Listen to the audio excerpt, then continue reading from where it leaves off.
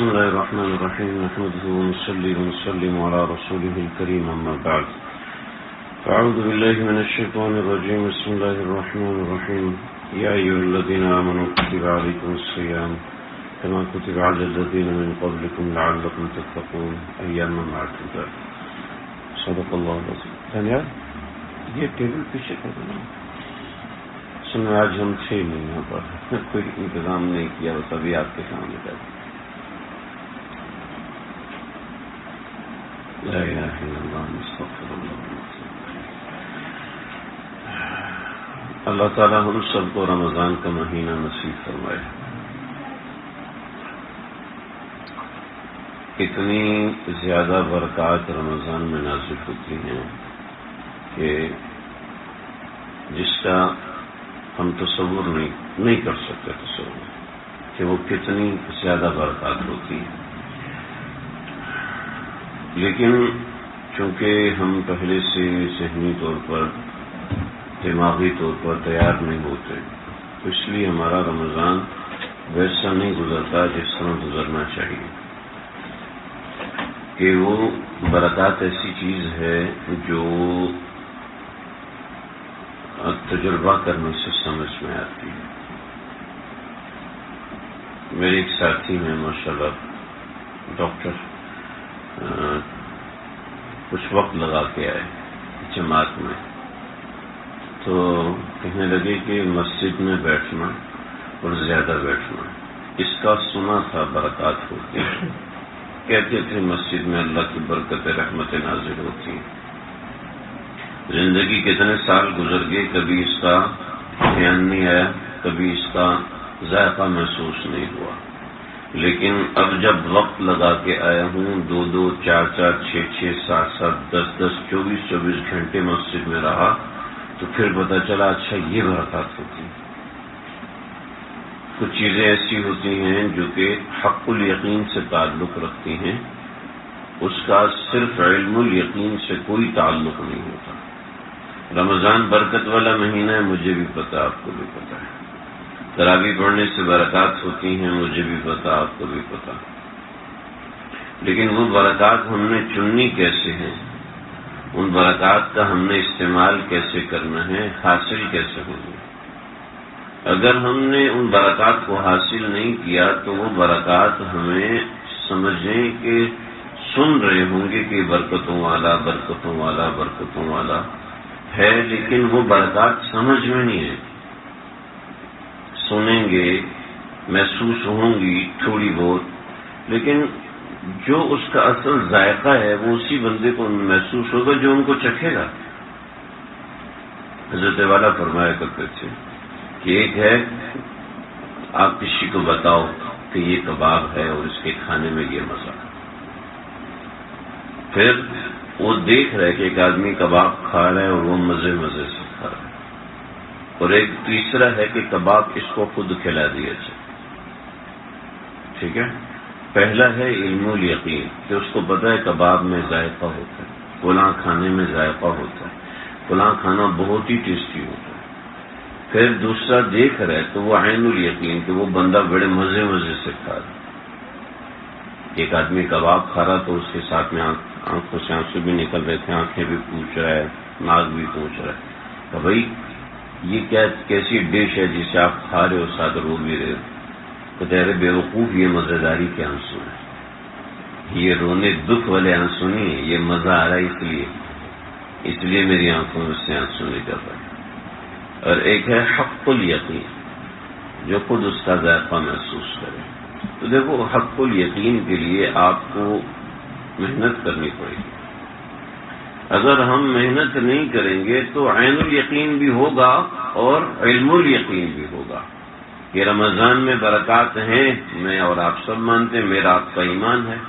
ہم دیکھیں گے بھی کہ لوگ اعتکاف بھی بیٹھے ہیں, لوگ عمرے کو بھی جا رہے ہیں, لوگ نمازیں بھی پڑھ رہے ہیں, لوگ اتنے قرآن پڑھ رہے ہیں, دیکھیں گے بھی.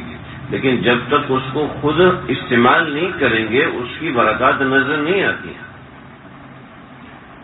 کوشش یہ ہو کہ یہ والا رمضان پچھلے رمضان سے کئی گنا بہتر گزرنا چاہیے.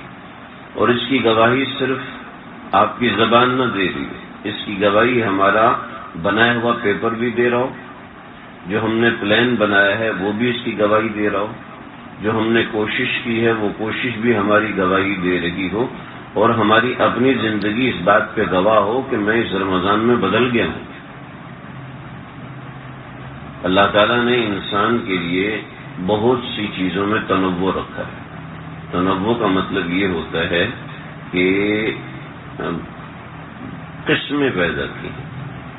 جیسے ہم کبھی ہم میٹھا کھاتے ہیں، کبھی ہم نمکین کھاتے ہیں، کبھی مرچی والا کھاتے ہیں، کبھی گھی والا، کبھی دودھ والا، ایسے ہی، اور کبھی دودھ کو خراب کر کے یعنی دودھ کی قسم کو تبدیل کر کے اس کی دہی بنا لیتے ہیں، کبھی اس کا مکھن بنا لیتے ہیں، کبھی اس کا کچھ بناتے ہیں، ایسا ہوتا ہے۔ تو تنوع ہے، اس کا جی بھی چاہتے ہیں کہ کھانے تو بہت بہترین ہے، لیکن اس کے ساتھ اگر کولڈ ڈرنک نہیں ہوگی تو مزہ نہیں ہے، اس کے ساتھ چائے نہیں ہوگی تو مزہ نہیں ہے۔ کچھ اس سے بھی ہٹ کر ہوتا ہے تو کہتے جی یہ بھی تو ہم نے اس طریقے سے کھانا ہے، اس میں گھی بھی نہیں ڈلے گا، یہ تلا بھی نہیں ہوگا، بلکہ یہ اس طریقے سے بنے گا۔ تنوع ہے، اس تنوع کے بغیر انسان کو مزہ نہیں آتا۔ انسان کی زندگی کے لیے ضروری ہے، تنوع نہیں ہوگا تو کام نہیں چل سکے۔ اس سارے تنوع کے ساتھ اس کا پیٹ بھی ٹھیک رہنا چاہیے، اس سارے تنوع کے ساتھ اس کا کھانے کی ٹائمنگ بھی اچھی ہونی چاہیے، اس سارے تنوع کے علاوہ کیا ہونا چاہیے، اس سارے تنوع کے علاوہ اس کے ساتھ ماحول بھی ایسا ہونا چاہیے کہ جس سے اس کو مزہ بھی آئے، فائدہ بھی ہو۔ اس تنوع کے ساتھ وہ ہیلدی بھی ہونا چاہیے، پیٹ میں درد نہ کر دیتا ہوں، بعد میں وہ موشن نہ لگا دیتا ہوں، ہاں جی۔ تو یہ ہوتا ہے انسان کے جسم کی ضرورت۔ یہ جسم ہے اور اس جسم کی ضروریات میں اتنا تنوع ہے، اور روح کی ضروریات میں بھی تنوع ہے۔ ہر چیز کھانے کا ایک موسم ہوتا ہے، مچھلی کھانے کا ایک موسم ہوتا ہے۔ آپ کے گھر میں مہمان آتے ہیں تو آپ ان کو کسی زمانے میں کچھ پیش کرتے ہیں، کسی زمانے میں کچھ پیش کرتے ہیں، کسی زمانے میں چائے دیتے ہیں، کسی زمانے میں کولڈ ڈرنک دیتے ہیں، کسی زمانے میں شربت پلاتے ہیں، ہاں جی، ایسا ہوتا ہے۔ اور ایسے ہی نیکیوں کا بھی ایک موسم ہوتا ہے، انسان کے اندر کے بدلنے کا بھی ایک موسم ہوتا ہے، وہ اللہ نے چلایا ہوتا ہے۔ لیکن ایک موسم پکا ہے اور وہ موسم رمضان ہے۔ یہ رمضان کا موسم ایسا ہے جو اندر کو بدلنے والا ہے، اندر کو جھنجھوڑنے والا ہے، اور ہر مومن تھوڑا تھوڑا بدلتا ہے۔ بالکل یہ جو بدلتا ہے وہ وہی بدلتا ہے جو اپنے اوپر کوشش کرتا ہے، جو اپنے اوپر محنت کرتا ہے۔ محض اپنے آپ کو تنہائی میں شیشے کو دیکھ کے کہہ دینا کہ تو منافق ہے، اپنے آپ کو دیکھ کے کوسنا کہ تو اللہ کا گھٹیا ترین انسان ہے، محض اپنے آپ کو گھٹیا سمجھنا، کسی اور کو کہنا تو بات کی بات، اپنے آپ کو کمتر سمجھنا، اپنی حقارت محسوس کرنا، یہ ایک اچھی چیز ہے، لیکن یہ کافی نہیں ہے۔ بلکہ اس کے ساتھ اس معاملے کا اللہ کے نبی نے دعا سیکھا، اللہم اجعلنی فی عینی صغیرہ وفی اعین الناس کبیرہ، اللہ مجھے میری نظر میں چھوٹا اور دوسروں کی نظر میں بڑا بنا دی۔ دروازہ کھول دیں، دروازہ کھول دیجیے، موسم بدل رہا ہے۔ تو یہ تنہائی میں بیٹھ کے اپنے آپ کو کوسنے کے علاوہ کچھ اور بھی ایسی چیزیں ہونی چاہیے جو اندر سے انسان کو تبدیل کرے، جو اندر سے ہمارا مزاج کو تبدیل کرے، اندر سے اپنے آپ کو تبدیلی لانے کی کوشش کریں۔ یہ رمضان کا مہینہ، اور رمضان کا مہینہ تبدیلی ہمارے اندر لے کے آتا ہے جب ہم تبدیلی لانے کے لیے فکر کرتے ہیں۔ کسی شخص کو اللہ نے بہت سی صلاحیتوں سے نوازا ہوتا ہے، اور کسی شخص کو صلاحیتوں سے نوازا ہوا نہیں ہوتا، لیکن امتحان ایسا ہوتا ہے جس میں انسان سامنے آتا ہے، جو صاحب صلاحیت ہوتا ہے وہ بھی سامنے آتا ہے، جو بے صلاحیت ہوتا ہے وہ بھی سامنے آتا ہے، اور ہر شخص کو موقع دیا جاتا ہے کہ بھی اپنی محنت ثابت کرے۔ اب جس میں صلاحیت ہوتی ہے وہ اپنی محنت ثابت کرتا ہے، جس میں صلاحیت نہیں ہوتی وہ بھی اپنی محنت ثابت کرتا ہے۔ چنانچہ کسی کو پہلی پوزیشن دے دی جاتی ہے، کسی کو میچ پاس کر دیا جاتا ہے، لیکن رمضان کا مہینہ ایسا کہ ایسا نہ ہو کہ ہم اس میں فیل ہو جائیں۔ بھولو پہلوان تھا، اس کو کسی جگہ پر گیا دودھ پینے کے، تو اس نے بالٹی لی اور بالٹی منہ کو لگائی، ساری بالٹی پی گیا۔ تو جب اس نے جیب میں پیسے ڈالے تو پیسے ہی نہیں، اس نے کہا وہ یار میں تو پیسے بھول گیا. تو اس نے دودھ والے نے اٹھا کے اس کے سر پہ گلاس مارا. وہ گلاس تو نمبر 1 ٹوٹا، اس کے ساتھ اس کا سر بھی پھٹ گیا. اب اس نے اس کو گھور کے دیکھا تو دودھ والا تو گیا بھاگ، پھر چھوڑے گا ہی نہیں، یہ تو پہلوان ہے، ایک مارے گا میں تو میری کوئی نہ کوئی ایک ہڈی تو گئی. تو اس نے کہا نہیں بھاگو، میں تمہیں کچھ نہیں کروں گا. اس نے اپنا رومال اٹھایا اور سر پہ باندھ کے چلا گیا. گھر سے پیسے لائے، اس کو دیے، جی میں بھول گیا تھا. اس کو کسی نے کہا بھی تو اس کو ایک لگا دیتا یہ سیدھا ہو جاتا، ایسے بدتمیز لوگ ہوتے ہیں. تو کہنے لگا دیکھو بات یہ ہے کہ تم مجھے پہلوان مانتے ہو اور میں پہلوان ہوں، تو میرے اندر کچھ خاصیتیں ہیں جنہوں نے مجھے پہلوان بنایا. میں ڈنڈ بیٹھک اور مشقوں نے مجھے پہلوان نہیں بنایا، بلکہ جو میں پہلوان بناؤں وہ کوئی اندر کی صلاحیتوں سے بناؤں. وہ صلاحیتیں یہ ہیں کہ جب بھی کوئی میرے مد مقابل آتا ہے، ایک تو میرا فن ہے، ایک تو میرا پیشہ ہے پہلوانی کرنا، میں اس کی بات نہیں کر رہا. عام دنیا کے اندر جب بھی کوئی میرے سامنے آتا ہے تو میں دیکھتا ہوں کہ وہ میرا برابر ہے، مجھ سے بڑا ہے، یہ مجھ سے چھوٹا ہے. اگر وہ میرے برابر ہے رتبے میں، عہدے میں، معاملے میں، علم میں، عمل میں میرے برابر کا ہے، میرے سے بڑا ہے، تو میں کہتا ہوں میرے سے بڑا ہے، میرے سے بڑا ہے، اپنے سے بڑے کے اوپر کیوں ہاتھ اٹھاؤں، اس کو چھوڑ دیتا ہوں.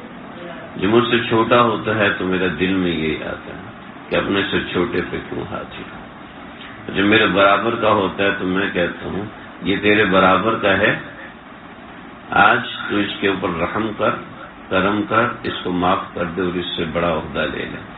اللہ کے ہاں تیرا عہدہ اس سے بڑا ہو جائے گا. چنانچہ میں اس کو معاف کر کے اللہ کے ہاں بڑا عہدہ لے لے. اندر کی صلاحیت اللہ نے ہر بندے کو دی ہوتی ہے. ہر شخص کے پاس ایسی صلاحیت ہوتی ہے جو کسی دوسرے کے پاس نہیں ہوتی، اور اللہ نے ہر انسان کو دوسرے انسان سے منفرد پیدا کیا. چنانچہ رمضان کا مہینہ محنت کرنے کا ہے، اور محنت کرنی ہے ایک طریقے سے، ایک ترتیب سے. اور محنت کے اندر ایک بنیاد ذہن میں رکھیے گا. محنت بنتی ہے عادت سے، محنت ہوتی ہے بار بار کرنے سے، محنت ہوتی ہے کوشش سے. ہمارے استاد کہتے تھے محنت کیا کرو، محنت کیا کرو، محنت کیا کرو. میں نے ایک دن ساجد سے پوچھا استاد یہ محنت کیا ہوتی ہے؟ تو تجھے محنت کا نہیں پتا؟ تو اس کلاس میں پہلی پوزیشن پہ ہے، تجھے محنت کا نہیں پتا؟ میں تو سر جی کہتے ہیں محنت کرو، ہوتی کیا محنت؟ کیا محنت ہوتی؟ تو اس نے کہا بیٹا سبق کو ایک دفعہ یاد کیا، یاد کر کے اس کو لکھا، پھر لکھا، پھر لکھا، اور اتنا لکھا کہ وہ کتاب جیسا ہو گیا یا کتاب سے زیادہ اچھا ہو گیا. اس کو کہتے ہیں محنت، اس کو کہتے ہیں محنت.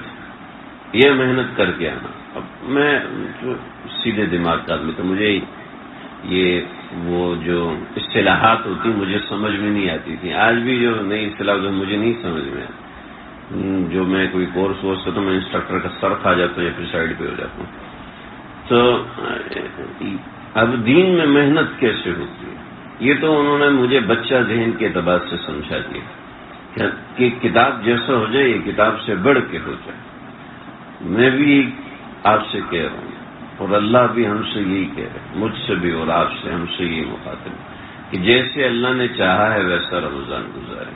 اور ویسا رمضان گزرتا ہے جب انسان کی عادات بدلتی ہیں، جب انسان کا مزاج بدلتا ہے. رمضان میں یا رمضان سے پہلے اگر ہم نے مزاج نہیں بدلا تو سمجھیں ہمارا رمضان ویسا رمضان نہیں جیسا رمضان اللہ نے ہم سے مانگا ہے. رمضان اللہ تعالیٰ نے مانگا ہے کہ ہم رمضان کو اللہ تعالیٰ کی عبادت میں گزاریں. اب عبادت کا کیا مطلب ہے؟ ہم اپنے کام نہ کریں. عبادت کا مطلب ہے کہ ہم بس سب کچھ چھوڑ چھاڑ کے مصلی پکڑ لیں، یہ مطلب نہیں ہے. ہاں کچھ حد تک یہ مطلب بھی ہے، کچھ حد تک یہ مطلب بھی ہے جب بھی اللہ نے ایسے لوگوں کے لیے اتفاق رکھا ہے. لیکن ہمارے رمضان کے اندر عام طور پر بس تعلیم تعلیم تعلیم تعلیم تعلیم اور تعلیم، بس ایک چیز پہ فوکس ہوتا ہے، دوسری چیزوں پہ فوکس نہیں ہوتا. کچھ لوگ ایسے ہوتے ہیں جو دین کو بہانہ بنا کے دنیا کے کاموں کو چھوڑ دیتے ہیں، اور کچھ لوگ ایسے ہوتے ہیں جو دنیا کے کاموں کو بہانہ بنا کے دین کو چھوڑ دیتے ہیں۔ اللہ نے پہلا اور دوسرا دونوں آدمی نہیں مانگے رمضان میں۔ کتنا زبردست دین ہے وہ۔ یہ نہیں کہتا کہ دنیا کے سارے کام چھوڑو مسلح پکڑ لو، اور یہ نہیں کہتے کہ مسلح پکڑ لو، یہ نہیں کہتے کہ دنیا کے کاموں میں لگو بس رمضان کو عام مہینوں کی طرح گزارو، نہیں۔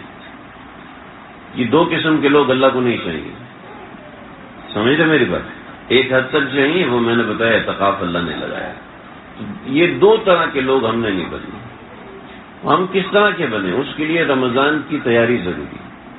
آپ صلی اللہ علیہ وسلم ہر کام کو تیاری سے کرتے تھے، مکمل اہتمام سے کرتے تھے، اور اہتمام، تیاری، طریقہ کار آپ صلی اللہ علیہ وسلم کی زندگی میں ایسے ہیں کہ کئی لوگوں نے اس میں پی ایچ ڈیز کی ہیں۔ فتح مکہ میں آپ صلی اللہ علیہ وسلم نکلے ہیں، اور آپ صلی اللہ علیہ وسلم نے رستہ دوسرا رکھا۔ غزوہ بدر میں آپ علیہ السلام نکلے ہیں تو آپ صلی اللہ علیہ وسلم کا پلان اور تھا۔ اللہ رب العزت نے خود بیان فرمایا کہ تمہارا پلان یہ تھا، اور تم نے احد الطائفتین منکم ان تفشل منکم، کہ تم چاہتے تھے کہ دو میں سے ایک لشکر تم کو ملے۔ تم تو پہلا لشکر چاہتے تھے، لیکن ہم چاہتے تھے دوسرا لشکر۔ یہاں آپ صلی اللہ علیہ وسلم کا جو پلان تھا اللہ رب العزت نے تبدیل کر دیا، لیکن آپ علیہ السلام پورا منصوبہ بندی کر کے نکلے۔ پھر میدان بدر کے اندر جو آپ صلی اللہ علیہ وسلم کی منصوبہ بندی تھی، میدان احد میں آپ علیہ السلام کی جو منصوبہ بندی تھی، خندق میں آپ علیہ السلام کی جو منصوبہ بندی تھی، اس کے علاوہ اور جتنے تقریباً 54 غزوات ہوئے، وہ چونکہ چھوٹے چھوٹے ہوئے ہیں تو اس وجہ سے زیادہ ان کے نام ملتے نہیں ہیں، تفصیل عام طور پہ آپ حضرات سنتے نہیں ہیں، لیکن چونکہ چھوٹے چھوٹے ہوئے، جیسے غزوہ حمراء الاسد ہوا، وہ غزوہ احد کے ساتھ ہی جڑا ہوا ہے، غزوہ خندق کے ساتھ کچھ غزوات ہوئے، جبیر ابن مطعم رضی اللہ عنہ، اور اس طرح سے بہت سے ایسی چیزیں۔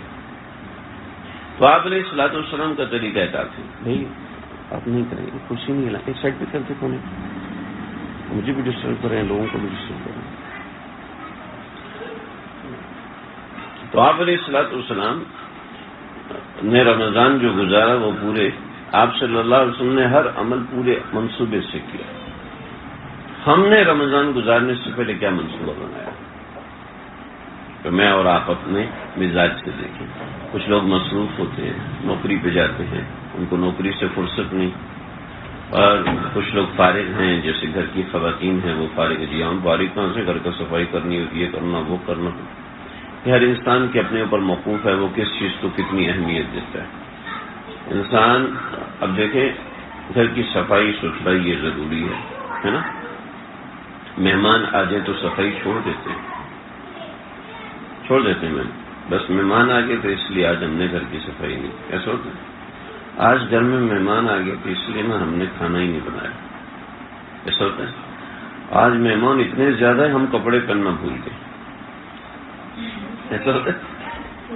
آج مہمان گھر میں آ گئے، لہذا نہ ہم آج ہم سانس لینا بھول گئے، مہمان ایسا ہوتا ہے، ایسا نہیں ہوتا۔ تو دیکھو جی، کاموں کے ساتھ دوسرے کام چلتے ہیں اور انسان چلاتا ہے۔ کون چلاتا ہے؟ جو شخص عادی ہوتا ہے، جو سمجھ رکھتا ہے، اپنی سمجھ اور فہم کے اعتبار سے اس کام کو چلاتا ہے۔ ایسے رمضان کا مہینہ آ رہا ہے، ہم نے اس کو ویٹیج دینی، اس کے اندر اپنے آپ کو بدلی کرنا ہے۔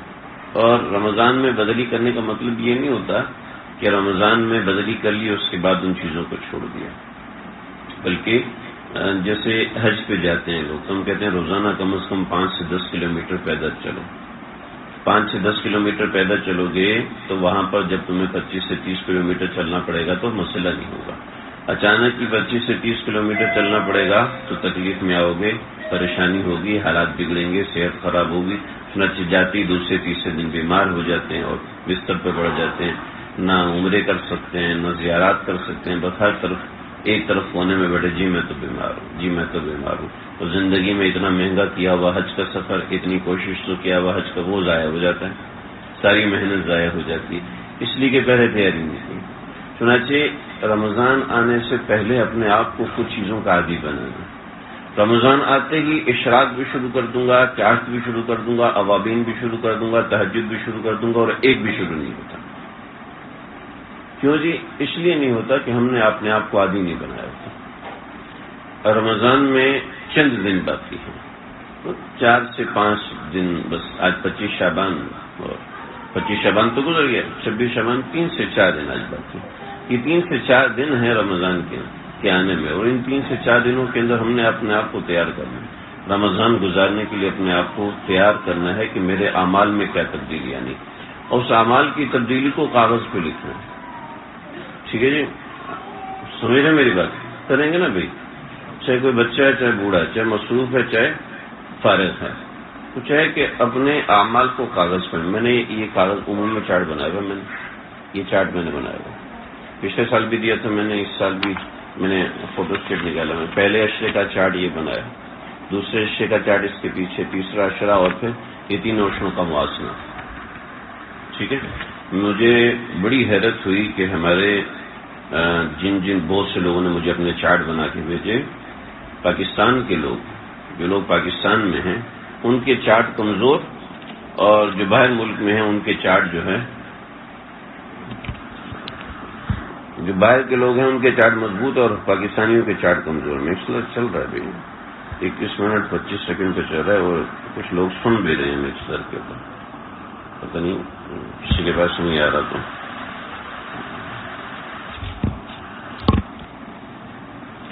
تو بھائی ہم نے رمضان کے اندر کچھ اس طرح کی ترتیب ہے، میں نے چارٹ بنایا۔ آپ ضروری نہیں کہ اس چارٹ کو ہی فالو کریں، آپ اس طرح کا خود اپنا چارٹ بنائیے اور اپنے معمولات کے اعتبار سے لکھیے۔ مگر یاد رکھیے گا، میں نے کچھ جگہوں پہ میں نے کورسز کیے رمضان گزارنے کے حوالے سے، ان کے پاس بہت سارا چارٹ، اتنے چارٹ کہ ان کو دیکھتے دیکھتے ہی 60-65 صفحات اس چارٹ کے بن جاتے ہیں۔ 60-65 صفحات، میں مصروف آدمی ہوں، میں کیسے 60-65 صفحات کروں گا؟ ان کو وہ صفحے پڑھنے کے لیے روزانہ اتنا ٹائم چاہیے، ٹک مارک کرنے کے لیے اتنا ٹائم چاہیے، میں کیا سیکھنا؟ میں نے اپنے حساب سے بنائے تھے، مجھے فائدہ ہوا، میں ساتھیوں کو دیے، ان کو فائدہ ہوا۔ تو اس میں کچھ چیزیں کرنے کی ہیں، وہ میں نے لکھی ہیں، جس سے روزہ رکھنا ہے، بھئی یہ تو رکھنا ہی رکھنا ہے۔ تہجد کی 8 رکعت، دوسرے نمبر پہ لکھا تہجد کی 8 رکعت پڑھنی ہے، لازمی پڑھنی ہے۔ چلو صرف تہجد کی 8 رکعت نہیں ہونی چاہیے، بلکہ یہ عزم کر لیں کہ یہ آج سے میں شروع کروں، اور یہ میں نے زندگی بھر چھوڑنی ہے، چاہے کچھ ہو جائے۔ دیکھو ایک زمانہ تھا کہ ہم گاؤں میں رہتے تھے اور فجر پڑھ کے آتے تھے، ہر گھر سے قرآن کی تلاوت کی آواز آتی تھی، ہر گھر سے قرآن کی تلاوت کی آواز لازمی آتی تھی۔ اور اس زمانے میں جو ہمارے مولوی صاحب تھے وہ روتے تھے اور کہتے تھے کہ تہجد کے وقت میں لوگوں کے گھروں سے تلاوت کی آواز آتی تھی، وہ کیوں نہیں آتی؟ اور آج ہم بیٹھ کے اس بات پہ رو رہے ہیں، پریشان ہو رہے ہیں کہ فجر کے بعد تلاوت کی آواز نہیں آتی۔ کیا ہے کہ ہماری عادتیں کمزور ہونا شروع ہوئی۔ رات کو 2 بجے، 3 بجے، 1 بجے، 12 بجے جب سوئے گا تو 4 بجے کیوں تہجد کو اٹھے گا؟ کیسے اٹھے گا؟ کوئی کرامتی جن بنا ہوا کہ وہ اٹھے گا؟ کیوں؟ اس کی فکر ہمیں کیوں نہیں؟ صرف روٹی کمانے کی فکر ہے۔ اگر کسی کی تنخواہ چاہے 30,000 ہے، 40,000 ہے، 20,000 ہے، اس کو یہ فکر تو ہے میری تنخواہ کم ہے، لیکن کسی کی نماز کم ہے تو اس کو کیوں فکر نہیں ہے میری نماز کمزور ہے؟ کیوں فکر نہیں ہے ہمیں کہ ہماری نماز میں اللہ سے تعلق کمزور ہے؟ اعظم درجۃ العبادہ الصلاۃ،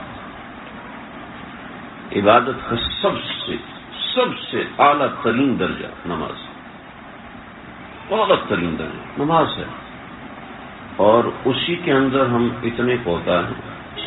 اسی کے آپ صلی اللہ علیہ وسلم نے ایک اعلان فرمایا، ادھر آؤ تو میں بتاؤں، الجفا کل الجفا، کمزور روایت ہے لیکن تنبیہ، ترغیب و ترہیب کے اندر چلتی ہے۔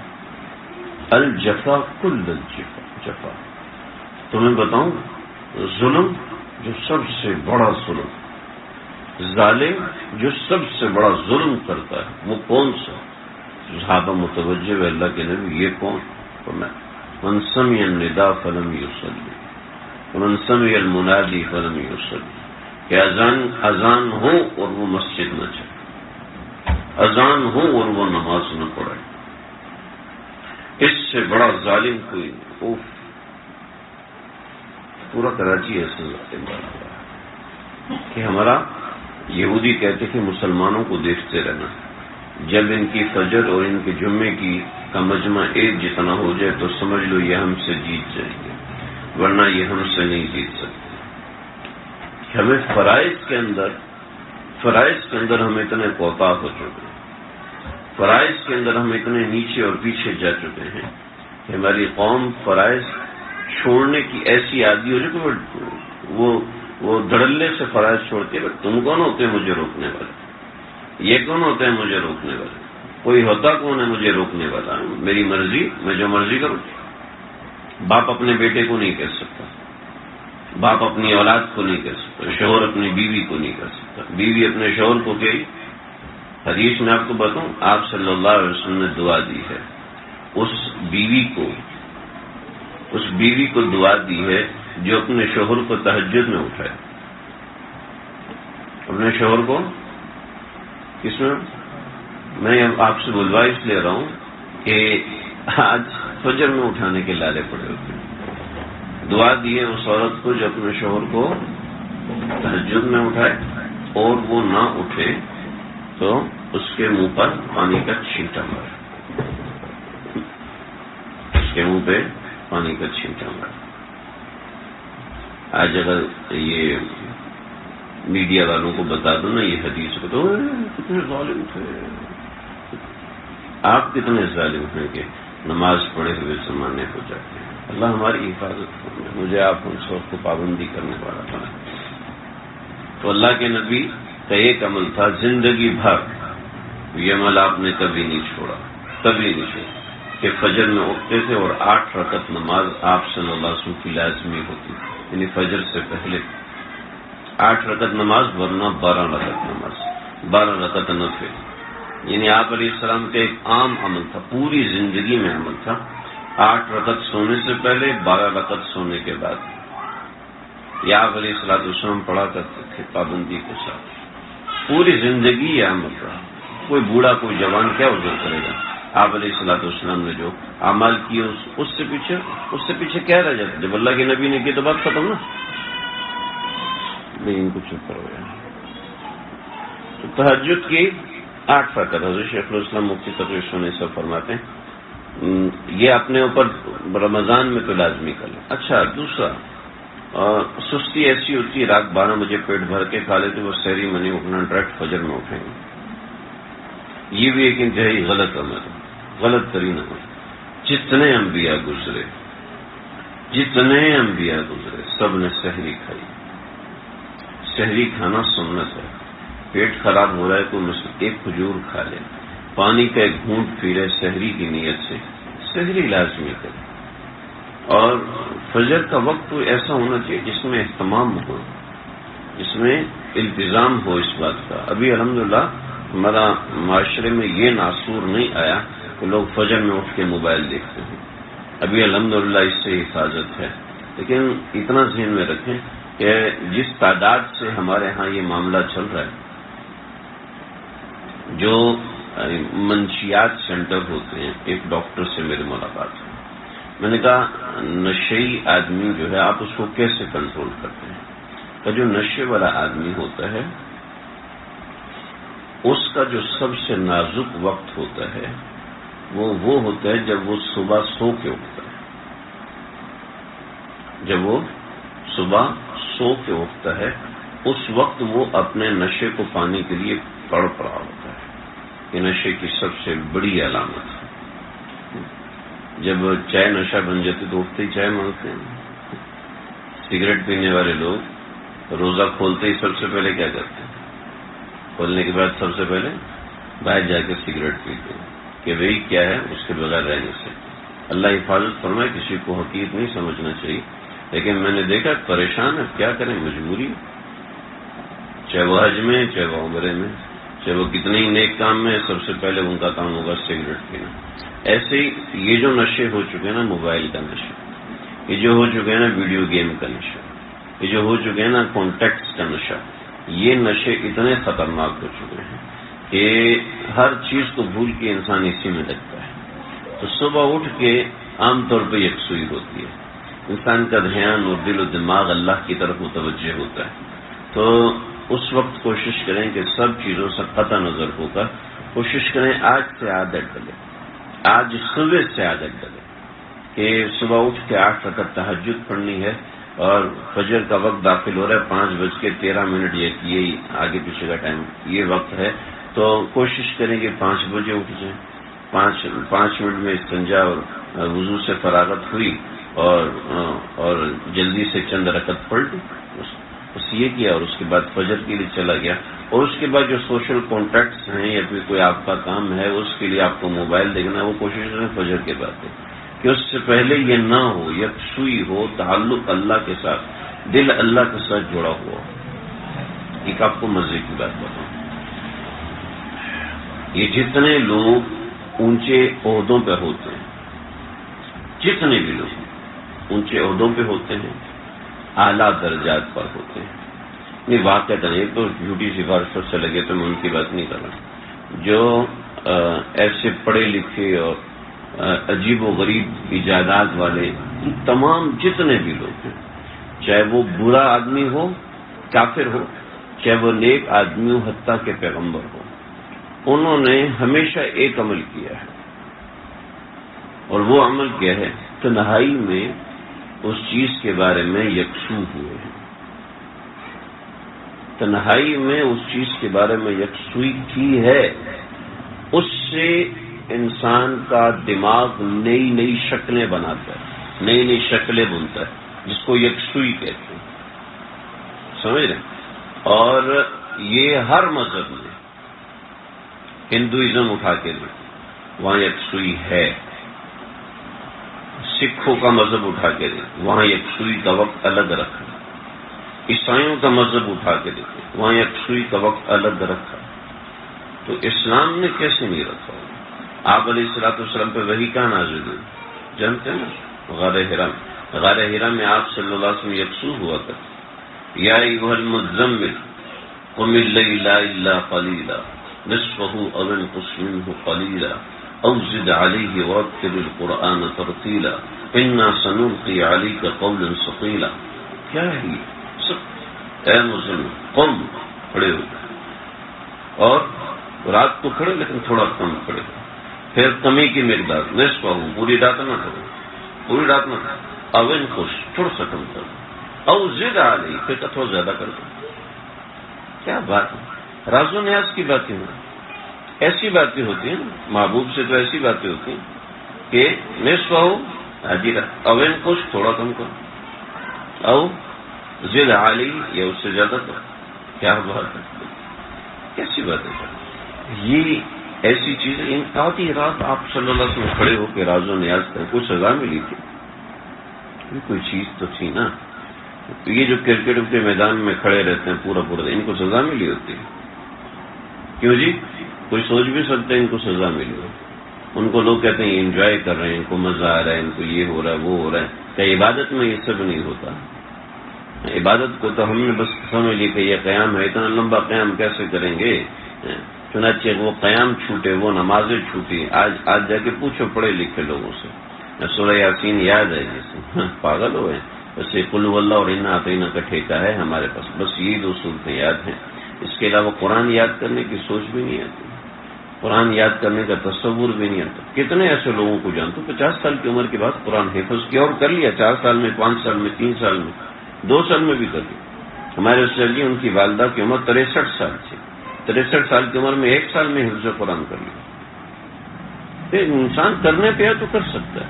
تو جی میں نے لمبی نماز پڑھنی، لمبی نماز پڑھنی، اس کے لیے کچھ صورتیں یاد کی، پھر کچھ صورتیں یاد کریں، پھر کچھ صورتیں یاد کریں، پھر کچھ صورتیں یاد کریں، اس میں مزہ آ گیا، اس میں سمجھ آ گئی۔ تو بھائی میں یہ فلسفہ سنا رہا ہوں، فلسفہ تو نہیں لگ رہا نا آپ کو میری بات میں؟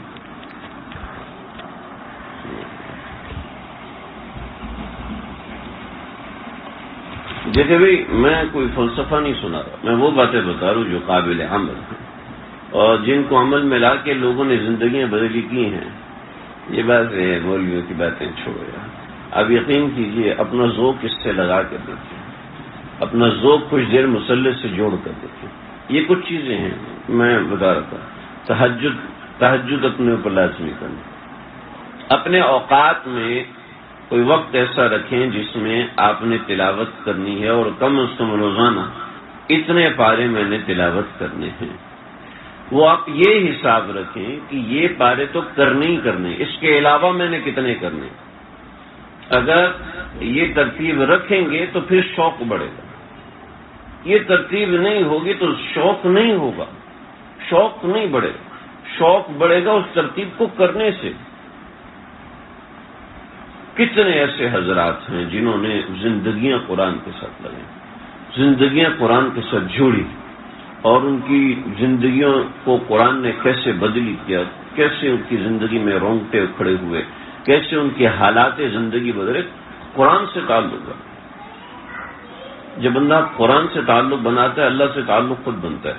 یہ باتیں میں بھی سنا کرتا تھا اور مجھے بھی ایسی لگتی تھی کہ بڑی اچھی باتیں، بس اس سے زیادہ میں ان کو ویٹیج نہیں دیتا تھا. لیکن میں نے جب اس کی وجہ سے لوگوں کے حالات بدلتے ہوئے دیکھے ہیں تو میں کس طرح آپ کو یقین دلاؤں، کس طرح میں بتاؤں کہ قرآن سے تعلق بنانے میں میری مسجد میں ایک صاحب ہیں، ان کی عمر ہے 73 برس. یہ اس سے اوپر ہوگی، 1-2 سال پہلے بتائی تھی. 73-72 اتنی بتائی، اتنی عمر ہے. تو میں نے ان سے کہا کہ آپ ترجمہ قرآن پڑھیں، میں فلاں کو پڑھاتا ہوں، آپ بھی میرے پاس آ جائے کریں. میرے ایک ساتھی میرے پاس ترجمہ پڑھنے آتے تھے. ایک دن وہ آئے، پھر نہیں آئے کہ وہ مجھے یہ ہو گیا وہ ہو گیا، میں نے پیسے ڈالے ہوئے تھے کاروبار میں، یہ مجھے مسئلہ بتا دیں. میں نے کہا دیکھیں آپ کر نہیں رہے. کچھ عرصے کے بعد انہوں نے قرآن مجید ترجمے کے ساتھ پڑھنا شروع کیا. ٹھیک ہے. اب وہ جب کھڑے ہوتے ہیں میں کہتا ہوں بابا جی مجھے چھٹی ملے گی. آپ یقین کیجئے 2 سال میں وہ 13 قرآن مجید ترجمے کے ساتھ پڑھ چکے ہیں. اور جو کوئی بات ہوتی ہے وہ صبح سے شروع کرتے اپنے دیکھو یہ والی بات فلاں بندے نے کی یہ بھی قرآن میں، یہ والی بات فلاں بندے نے کی یہ بھی قرآن میں. آپ نے درس میں یہ والی بات کی نا، اس بات کے ساتھ یہ بات بھی شامل کر لے. فلاں آیت میں یہ بات.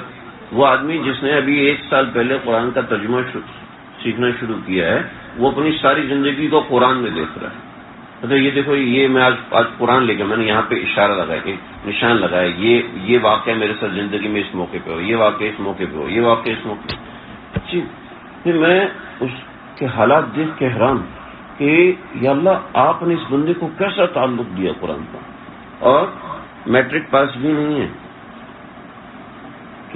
اور جن کو میں پڑھاتا سافٹ ویئر انجینئر تھے، انہوں نے اپنے دفتر کے اندر اپنے معاملات کے اندر مولوی صاحب مشہور ہو گئے.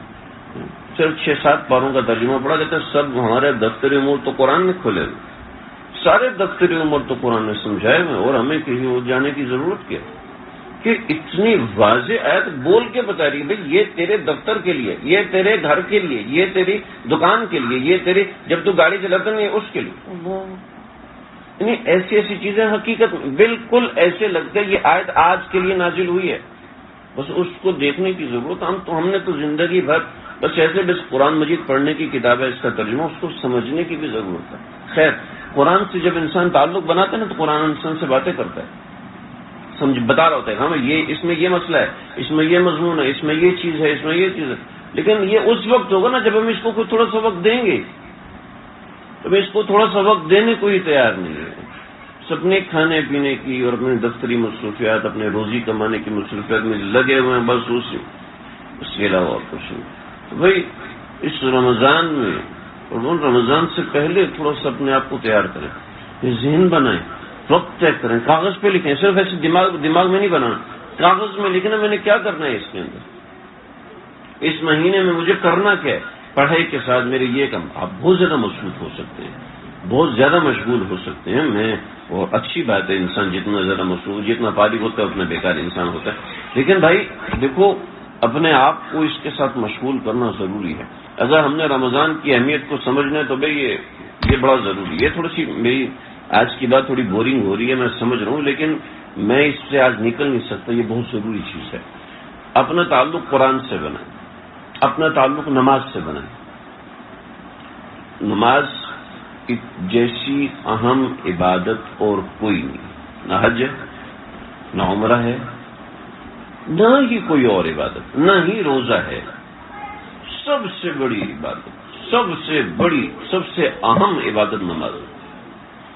اور نماز سے اگر ہمارا تعلق نہیں بن رہا، کتنے سال، 20 سال سے نماز پڑھ رہا ہے، 15 سال سے، 25 سال سے، 35 سال سے نماز پڑھ رہا ہے، اور اس کے باوجود اس سے تعلق نہیں بن رہا، تو کیا مطلب ہے؟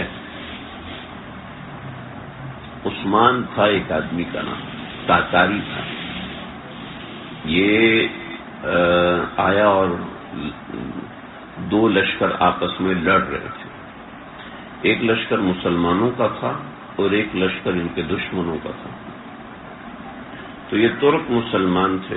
ان ترک مسلمانوں کے، تو اس نے کہا، تاتاری سمجھ لیں آج کے پٹھان، کہتے ہیں ہماری غیرت گوارا نہیں کرتی جو پہلے سے ہارا ہے اس کو ہراؤ، جو جیت رہا ہے اس کو ہراؤ.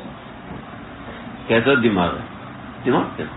جو جیت رہا ہے اس کو ہراؤ، پھر پتہ چلے گا، پھر تمہاری طاقت پتہ چلے گی. اور ہو سکتا ہے یہ جو ہار ہیں ان سے کچھ پیسے مل جائیں. اب پیسے تو ان سے مل سکتے تھے نا. چنانچہ مسلمان ہار رہے ہیں، ان کی مدد کی جناب، وہ دشمن کے چھکے چھوڑائے. اب جو اس دماغ کا ہو وہ کتنا پتھر ہوگا. دشمن کو ہرایا، بھگا دیا. بھاگے تو مسلمانوں نے کہا جی آپ کا بڑا شکریہ، آپ نے ہماری حفاظت کی. کون ہے؟ پتہ نہیں آپ کون ہیں، میں نہیں جانتا، لیکن بس اتنا تھا کہ آپ لوگ ہار رہے تھے، ہم نے کہا آپ کو جتا دیتے ہیں، آپ سے کچھ مل دیتے ہو تو ٹھیک ہے، ورنہ تیار ہو جائے. 400 آدمی آپ کے ساتھ ہیں، ہم 400 جس طرف ہوں گے جیتے گی وہی، دیکھ لو. اس نے کہا چلو ٹھیک ہے. کہا ٹھیک ہے آج یہاں پہ رہو، ہمارے غنیمت جمع کرتے ہیں، تلواریں وغیرہ سب جمع کرتے ہیں، صبح تک یہاں رہو. اس کو ایک کمرے میں بھیجا، جاؤ کمرے میں لیٹو. تو کمرے میں جیسے ہماری تو الماری بنی، تو پہلے دیواروں کے اندر الماری بنی ہوتی تھی چھوٹا، اس کو تاکچہ کہتے تھے، اور اس کے اندر جو ضرورت کی چیز ہوتی تھی، تیل ہوتی تھی، اس طرح کی، وہ رکھ دیا کرتے تھے. تو اس تاکچے میں قرآن مجید رکھا ہوا تھا. ابھی اندر گیا تو دیکھا اس نے چراغ رکھا ہے، چراغ کے ساتھ قرآن مجید رکھا ہے. کہ یہ کیا رکھا ہوا ہے؟ کہتا ہے کہ یہ قرآن ہے. کہ قرآن کیا ہوتا ہے؟ جی اللہ کی کتاب ہے. اب اللہ کو تو جانتا تھا نا وہ. یہ تو چلا گیا، اس نے کہا اللہ کی کتاب یہاں رکھی اور میں سو جاؤں، ایسا کیسے ہو؟ قرآن اٹھایا اس نے سر پہ رکھ دیا اور پوری رات کھڑا پوری. جب صبح آئے، بات دماغ میں آ گئی، جب صبح آیا تو بھی آپ سوئے نہیں. کہ سو کیسے سکتا ہوں، یہاں اللہ کی کتاب رکھ کر میں سو جاؤں، ایسا کیسے ہو سکتا؟ چلو دے دو، میں لی کتاب، یہ لیٹا اور سو گیا. اب سویا ہے تو خواب دیکھا، اٹھا تو بڑا پریشان، بڑا حیران. کبھی کیا ہوا؟ ایک خواب دیکھا ہے، اس نے مجھے ڈرا دیا. تو کیا خواب دیکھا ہے؟ ہمارے پاس بڑے بڑے حضرات موجود ہیں جو خواب کی تعبیر بتاتے ہیں. کہا کہ خواب دیکھا ہے کہ میں نے یہاں سے باہر نکلا ہوں اور میں نے دریا میں پیشاب کیا، اور جس جگہ میں نے پیشاب کیا ہے اس جگہ سے 3 آگ کی لہریں نکلی، شاخیں نکلی، اور وہ تینوں شاخیں ایک بہت بڑا آگ کا درخت بن گئی.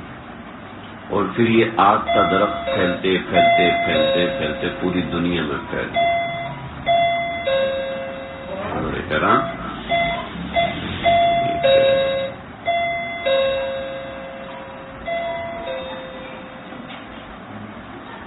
تو اس نے کہا کہ کیا بول رہا ہوں، ہاں آگ کا درخت بن گیا. اس کو لے کے گئے وہاں پر. تو شیخ سعید رحمۃ اللہ علیہ کہنے لگے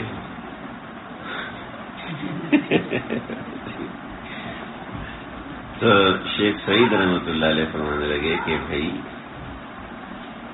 کون ہوتا تاتاری مسلمان ہوتے ہو یہ کیا ہوتا ہے؟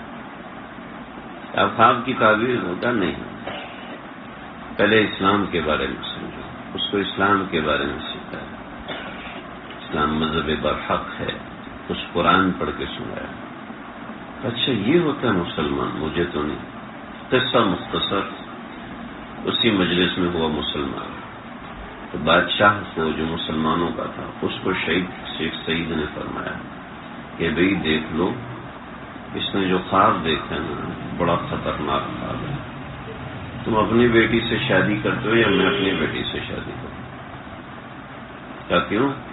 کبھی یہ یہاں شادی کرے گا اور پھر اس کے 3 بیٹے پیدا ہوں گے، اور تینوں بیٹے اتنے بڑے بادشاہ بنیں گے کہ پوری دنیا پر ان کی حکومت ہوگی۔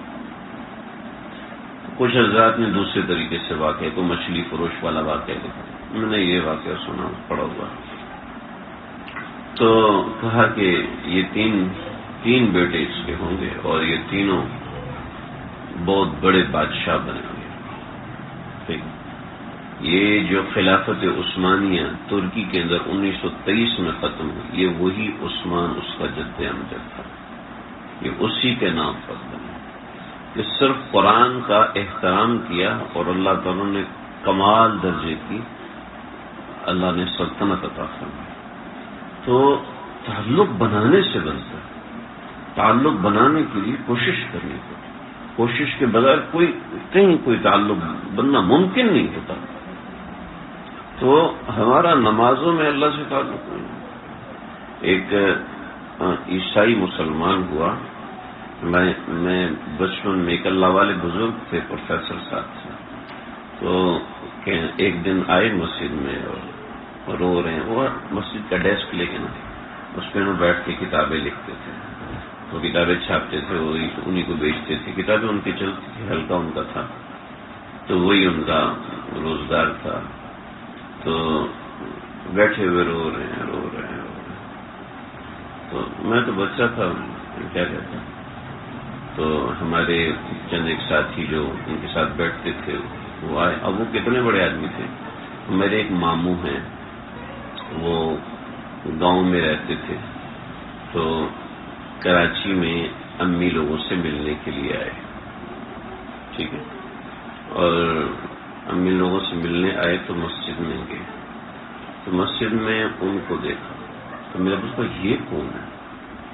ابو نے ان کا تعارف کروایا، کہ میں نے ان سے ملنا ہے، لیکن وہ کرتے اتنی دیر انہوں نے عصا اٹھایا اور نکل گئے، کہ ان کے پیچھے بھاگے تو راستہ ہی نہیں ملا، بڑے حیران پریشان ہوئے۔ ہم چونکہ کمپلیکس میں سریال کمپلیکس میں رہتے تھے راولپنڈی میں، تو وہ تو وہاں سے نکل گئے۔ میں نے کہا میں نے ان سے ملنا ہے، ہر صورت کا مسئلہ کیا ہے؟ جانتے ہیں تم آج پہلی دفعہ گاؤں سے آئے ہو، اور کھاریے میں ہوتے تھے، کھاریے سے گاؤں چلے گئے، گاؤں سے ادھر آ گئے، یہ کیا ہے تم کا؟ میں نے خواب میں ان کو دیکھا تھا، اور مجھے کسی نے اشارہ کیا کہ ان سے بیعت ہو جاؤ، تو میں بیعت ہونا چاہتا ہوں۔ کوئی جان پہچان نہیں، ایسے اللہ والے ولی آدمی، تو بیٹھے ہوئے رو رہے ہیں۔ کسی نے پوچھا کہ پروفیسر صاحب کیا ہوا؟ یہی پروفیسر صاحب ہی کہتے، تو پروفیسر صاحب کیا ہوا بتائیں۔ مجھے لگا کہ میرے ساتھ ایک اور پروفیسر ہیں، وہ عیسائی تھے، اور عیسائی سے ہم نے تھوڑی اس کے اوپر محنت کی، اور محنت کر کے مسلمان کیا، تو الحمدللہ وہ مسلمان ہو گئے۔ تو مسلمان ہونے کے بعد ایک دن وہ میرے پاس آئے، بہت الجھے ہوئے، پریشان، گھبرائے ہوئے، کہ بھائی کیا مسئلہ ہوا؟ پھر میں ایک بات سے بڑا پریشان ہوں، کہ اللہ نے نا مجھے ریجیکٹ کر دیا، اللہ نے مجھے دھتکار دیا ہے۔ بھائی تو نے اتنی بڑی قربانیاں دی، اپنے بیوی کو چھوڑ دیا، بچوں کو چھوڑ دیا، والدین کو چھوڑ دیا، گاؤں والوں نے، تمہارے علاقے والوں نے پتھر مار کے تمہیں نکال دیا، اتنی تم نے قربانیاں دی، تم کہہ رہے ہو اللہ کیسے چھوڑ دو؟ کہ بھائی بات یہ ہے کہ تم لوگ نا خوش نصیب ہو. تم جیسی اللہ اکبر کر کے ہاتھ باندھتے ہو تمہارا اللہ سے تعلق بن جاتا ہے. میں اللہ اکبر کر کے ہاتھ باندھتا ہوں, دل کو جوڑتا رہتا ہوں, جوڑتا رہتا ہوں, جوڑتا رہتا ہوں, جوڑتا رہتا ہوں, میرا تو دل ہی نہیں جوڑ پاتا. تو اس کا مطلب ہے اللہ مجھ سے دل جوڑنا نہیں چاہتے. کہنے کہ اس کو تو میں نے کیا چپ کرانا تھا, میرا اپنا رونا نکل گیا, مجھ سے خود نہیں رویا, چپ ہوا جا رہا کہ میں کیا کہوں کہ وہ ہمارے بارے میں کیا سوچ رہا ہے اور ہم کیا ہے, کہ ہمارا دل کتنا نماز میں لگا ہوا ہے. دل تو نماز میں اس وقت لگے گا جب ہم اس کی کوشش کریں گے. تو ایک بھائی اس مہینے میں ہم نے نماز کی کوشش بڑھانی. نماز میں دل لگے گا, بالکل لگے گا, ضرور لگے گا. وہ اس لیے اس وقت لگے گا جب نماز میں دل لگائیں گے. نماز میں دل نہیں لگائیں گے تو کبھی بھی نہیں لگ سکتا, کبھی بھی نہیں لگ سکتا. بھئی بہت سی چیزیں ایسی ہوتی ہیں آپ کے موبائلوں کے اندر, آپ کو سمجھ میں نہیں آتی, آپ کے بچے نکال کے دیتے ہوتا نا ایسے, کیونکہ وہ کرتے ہی اس کے اندر سب کچھ رہتے ہیں. جب وہ کرتے رہیں گے تو ان کو سب کچھ آ جائے گا, کیونکہ زیادہ دیر جو چیز جس کے پاس رہے گی وہ اس کو اتنی معرفت رکھے گا. ایک آدمی ہے, زندگی ہوگی, الیکٹریشین کا کام کرتا ہے, اور آپ نے آج کلاس پکڑا ہے تو آپ اس سے آگے نکل جائیں گے. ہاں جی, کیا ہے جب انسان اس کی معرفت ہے, اس کو پتہ چلتا ہے کہ کیا ہوتا ہے. وہ انہی پروفیسر صاحب کا مدرسہ تھا, اس مدرسے کے اندر ابو پنکھے لگا رہے تھے, تو ابو کو تار نہیں مل رہی تھی. سنا چکا ہوں وغیرہ کہ دل چاہ رہا دوبارہ, تو بورڈ کھولا ہوا تھا, ایک تار سامنے رکھی ہوئی ہے. ابو اس تار کو اٹھا نہیں رہے, چمکی کوئی یہ والی تار ہے, اس کو لگے پورا میں کانپا صحیح طریقے سے. اب ابو نے ہاں ٹھیک ہے کہ تار سامنے اس کو لگا کیوں نہیں رہی. تو اس کے بعد میں نے بورڈ میں کبھی ہاتھ نہیں ڈالا. اب اس بورڈ میں کہ میں نے پورے گھر میں لڑائی کی تھی. یہ مائک ہوتا نا, مائک کے پن, میں وہ کسی ابو جو ہے مائک گھر میں بھول گئے تھے, تو میں نے کہا میں نے اس مائک کے اندر قرآن مجید پڑھنا ہے کہ مولوی صاحب بہت زبردست, وہ اسپیکر میں پڑھتے نا اس لیے زیادہ خوبصورت ہوتا. وہ ایک دفعہ ہم نے مولوی صاحب کو بغیر اس کے پڑھتے ہوئے سن لیا تو ہمیں اس سے مزہ نہیں آیا تھا. تو انہوں نے سمجھ لی اس نے پڑھنے سے آواز بڑی خوبصورت نکلتی. تو اب میں نے وہ مائک لیا اور میں نے پورے گھر سے جھگڑا کیا کہ میں نے اسپیکر میں لگا. مجھے کیا پتا, مجھے تو اتنا پتا سوراخ میں لگتا ہے, یہ 2 سوراخ ہے. تو میری ضد تھی کہ میں اس میں لگاؤں گا. اس دن کے بعد میں نے وہ ضد چھوڑ دی. خیر, تو میں عرض کر رہا تھا کہ دیکھو, جب ہم کسی عمل کی کثرت کریں گے, اس عمل کی کثرت سے اس میں دل لگتا ہے. جی میرا نماز میں دل نہیں لگتا ہے, جی میرا قرآن میں دل نہیں لگتا, اس لیے نہیں لگتا کہ اس کی کثرت نہیں ہوتی. ہر چیز میں دل اس وقت لگتا ہے جب اس کی کثرت ہوگی. بھائی کوئی بندہ ایسا ہے جس نے پہلی دفعہ کھانا بناؤ بہت زبردست بناؤ, شوہر کہہ دے گا بہت اچھا بنا, وہ کس منہ سے کہے گا اسی کو پتا ہے, لیکن ایسا نہیں ہو سکتا. پریکٹیکل نہیں ہے نا. ایکسیڈنٹلی پک جائے تو الگ بات ہے, لیکن پریکٹیکل نہیں ہے نا, پریکٹیکل نہیں ہے. جب تک اس کو مہارت نہیں ہوگی, اس کو پتا ہوگا کہ پودینہ اس میں کتنا ڈالے گا کہ اس کی خوشبو محسوس ہو سکے. ایسا نہیں کہ سارا ذائقے پودینے کا آ جائے. دھنیا کتنا ڈالنا چاہیے, نمک کتنا ڈالنا چاہیے, ایسا نہیں کہ سارا ذائقہ ہی نمک لے جائے, ایسا نہیں کہ سارا ذائقہ مرچی لے جائے, ایسا نہیں کہ سارا ذائقہ گوشت کا آ جائے, آلو کا ذائقہ نہ ہے, آلو کا آ جائے گوشت کا نہ ہے.